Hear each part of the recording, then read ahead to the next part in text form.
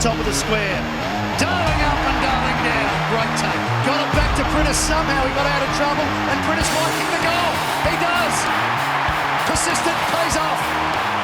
3-0 to start the season, taking care of the Saints at home as expected, I guess. Benny Roberts, weird old game though, wasn't it? It was, mate. Real arm wrestle in the end, but full credit to St Kilda. They really applied the pressure, won the contested footy early, and it took us a little while to sort of get on top, but well done. 25-point win in the end.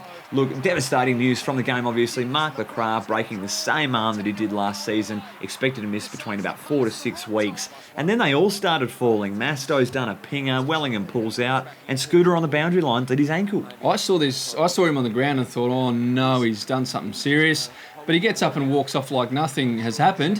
What was a nice touch though, Thumper, was some of his teammates also equally as concerned with his welfare. Yeah, a couple of other guys were a bit sore.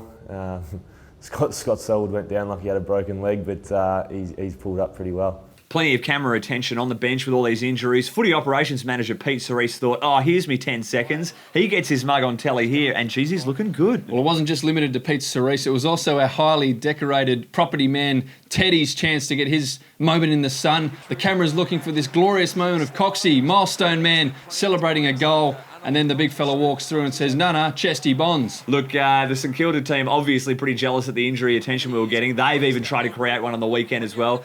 Bless them.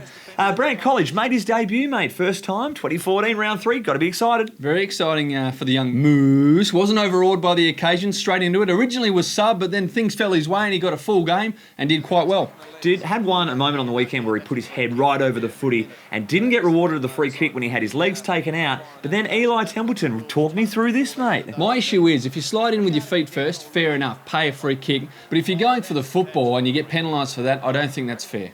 Big Coxie, 276 games record. Tied it with Jacko on the weekend. It was a big moment for him. Got really robbed on the weekend with this one-hand pluck. Had a shot at goal. Ended up kicking it. Nah, we'll have that one back, thanks. And of course, what's going to happen? He'll spray the next one. Yeah, very unlucky for Coxie there. A big moment taken from him.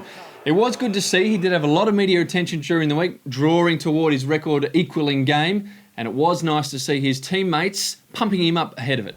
A lot of people have a idea of the best footballers in the game with amazing bodies and super rigs, but he's got one of the worst, so I don't know how he's done it.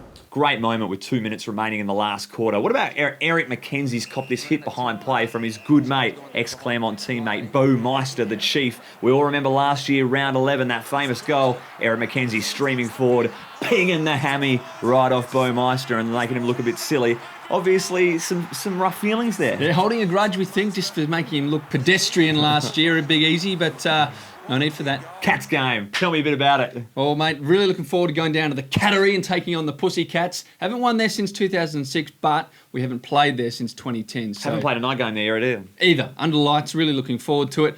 One thing that we might need to look out for, although they're not going to play on each other, is a little bit of this one from Xavier Ellis. Says booted 2 goals in the weekend, and that has ignited a little bit of friendly competition between him and his good friend Geelong captain Joel Selwood. We were talking on the phone the other night. We're close friends, and I think he was saying I was more of a lockdown defender, and I was sort of spruiking I was a rebounding defender. And I sort of peacocked a little bit and said I'd kick 14 goals this year. Realised I hadn't kicked any, so it was time to hit the scoreboard last week. If I kick the 14, he's got an expensive dinner coming his way for me and the partner. And if I don't, I've got to return the favour. 2 down, 12 to go was the text. He said they don't count if you're playing forward, so I've denied I was forward at all. Brilliant work there, X. That'll do it for this week's edition of The Review. Hoping for a 4-0 start. We'll see you next week.